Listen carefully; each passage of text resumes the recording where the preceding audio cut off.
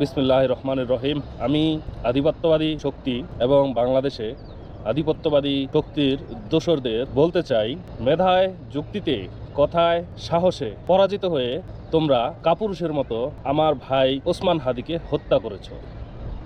তোমরা তার কণ্ঠকে থামিয়ে দিতে চেয়েছ। তোমরা ভেবেছ তার ভাইয়েরা ভয় পেয়ে গর্তে লুকিয়ে যাবে। তোমরা ভেবেছ একটাকে মারলে অন্যগুলাও পালিয়ে যাবে। তোমরা ভুল ভেবেছ।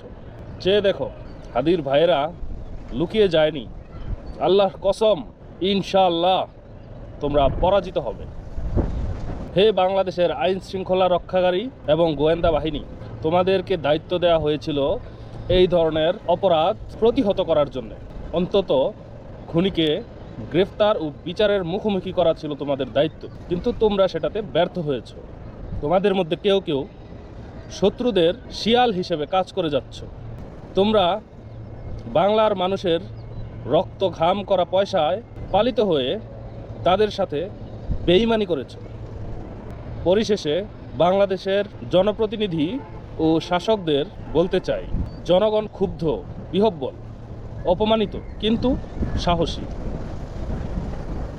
আপনারা কি আমাদের জনপ্রতিনিধি নন? তবে কেন আপনারা ভয় পাচ্ছেন? আমার ভাইকে হত্যা করা হয়েছে। আপনারা সর্বময় ক্ষমতার দায়িত্ব নিয়ে কি বালটা ছিঁড়েছেন? আপনাদের কেউ কেউ শত্রুদের সাথে গোপনে হাত মিলিয়েছেন। আপনাদেরকে বলতে চাই, তীব্র লাঞ্ছনা, অপমান এবং অভিশাপ জমা রয়েছে আপনাদের জন্য। ইয়া আল্লাহ, তুমি হাদি ভাইকে শহীদ করেছ, আমাদেরকেও শহীদের মর্যাদা দাও।